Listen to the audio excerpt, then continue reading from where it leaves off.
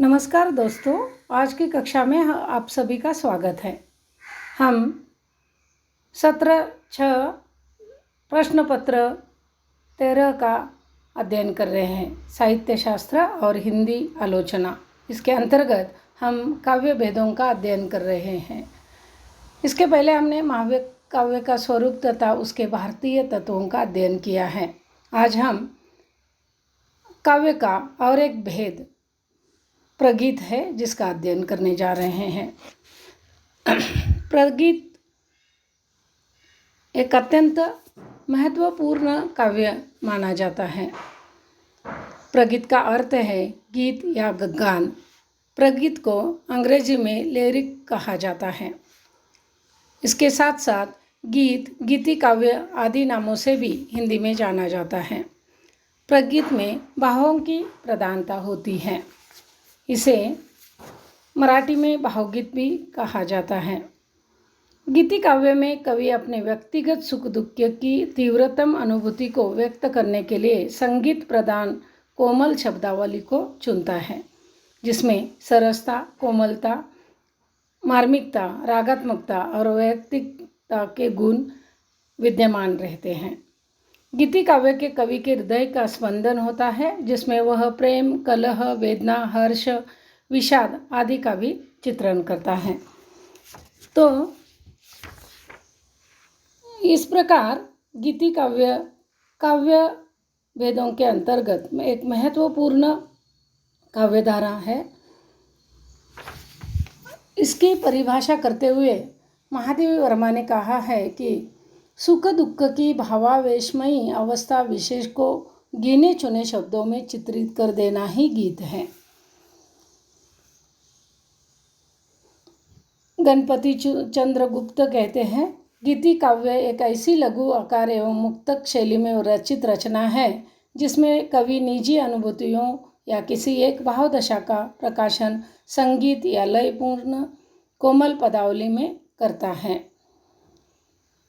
इस तरह अलग अलग विद्वानों ने प्रगीत की अलग अलग परिभाषाएं दी हैं।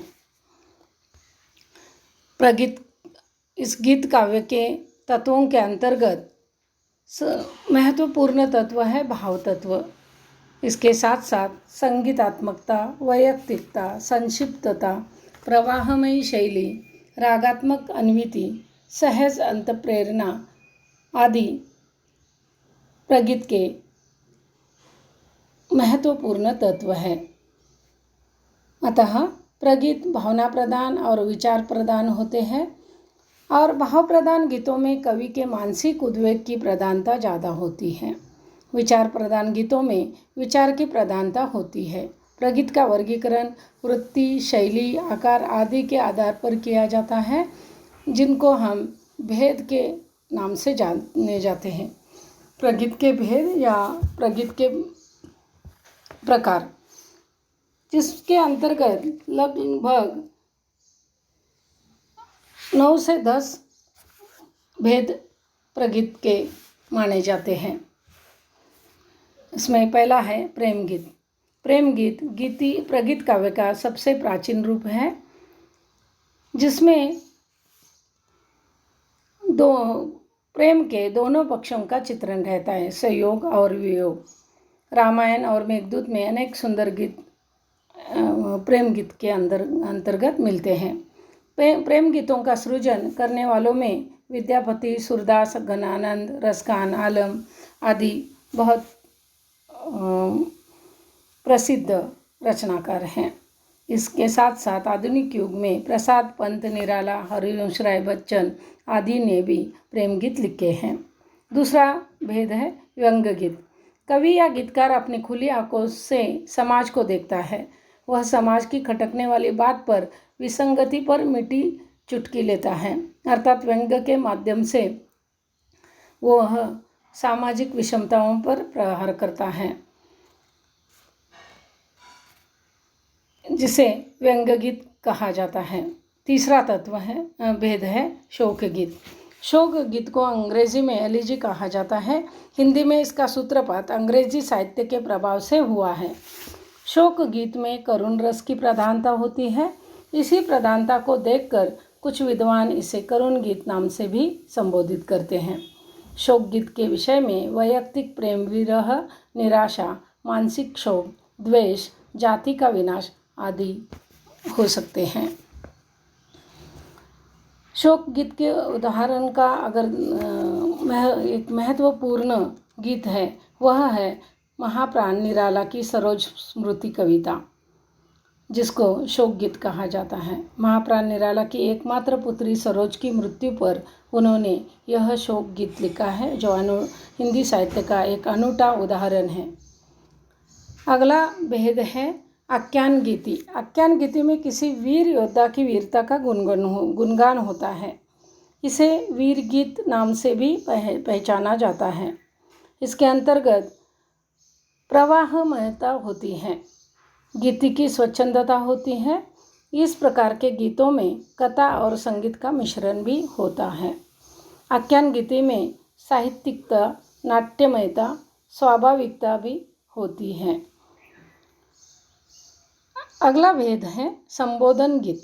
संबोधन गीत को अंग्रेजी में ओड कहा जाता है। संबोधन गीत में गीतकार या कवि किसी को संबोधित करते हुए अपने भावों को अभिव्यक्त करता है। इसकी शैली उदात्त होती है। कालिदास का मेघदूत यह एक अच्छा संबोधन गीत है, जो मेघ को, यक्ष मेघ को संबोधित करके सृजन किया गया है। निराला की यमुना के प्रति कविता भी इसी संबोधन गीत के अंतर्गत आती है। अगला भेद है प्रयाण गीत। जब कोई सेना युद्ध के लिए निकलती है तब उनका उत्साह बढ़ाने के लिए जो गीत गाए जाते हैं उसे प्रयाण गीत कहते हैं। इस प्रकार के गीतों में एक लय होती है, अंतस्फूर्ति होती है। अंग्रेजी में इसे मार्चिंग सॉन्ग कहते हैं। जयशंकर प्रसाद जी का हिमाद्री तुंग भृंग से प्रबुद्ध शुद्ध भारती नामक प्रयाण गीत हिंदी साहित्य में बहुचर्चित है। प्रगीत का और एक भेद है राष्ट्रगीत। आजकल बहुत राष्ट्रगीतों की रचना हो रही है। इस प्रकार के गीतों में राष्ट्र के प्रति सम्मान की भावना होती है।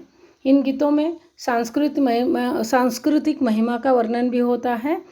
इस प्रकार के गीतों के माध्यम से राष्ट्र का गौरवगान किया जाता है और राष्ट्रीय एकता को बढ़ावा दिया जाता है। जयशंकर प्रसाद जी का अरुण यह मधुमय देश हमारा यह राष्ट्रगीत बहुत प्रसिद्ध है। इस गीत में प्रसाद जी ने भारत की प्राकृतिक एवं सांस्कृतिक सुषमा का वर्णन किया है। इस तरह पंत, मैथिली शरण गुप्त, निराला आदि ने भी राष्ट्रगीत लिखे हैं। अगला भेद है भक्ति गीत। भक्ति गीत में अपने आराध्य के प्रति निष्ठा, आस्था, भक्तिभाव आदि का वर्णन होता है। भक्ति गीत में समर्पण भाव महत्वपूर्ण होता है। हिंदी में कबीर, तुलसी, मीरा, सूरदास आदि के अनेक भक्ति गीत प्रसिद्ध हैं। अगला भेद है लोकगीत। लोकगीत अत्यंत सहज स्वाभाविक ढंग से अभिव्यक्त किए जाते हैं, क्योंकि लोकगीतों के रचयिता अनपढ़ होते हैं। इसी कारण इन गीतों में अलंकरण की प्रवृत्ति कम होती है, मात्र सजीवता होती है। इस प्रकार के गीत शुद्ध गेयात्मक होते हैं। लोकगीतों में स्थानीय संस्कृति का चित्रण होता है। इसमें भी बहुत सारे प्रकार हैं। धार्मिक गीत, संस्कार गीत, उत्सव गीत, ऋतु गीत आदि है। प्रगीत का अगला भेद है चतुर्दशपदी, जिसे अंग्रेजी में सोनेट कहा जाता है। चतुर्दशपदी यह पाश्चात्य ढंग के आधार पर लिखी जाती है।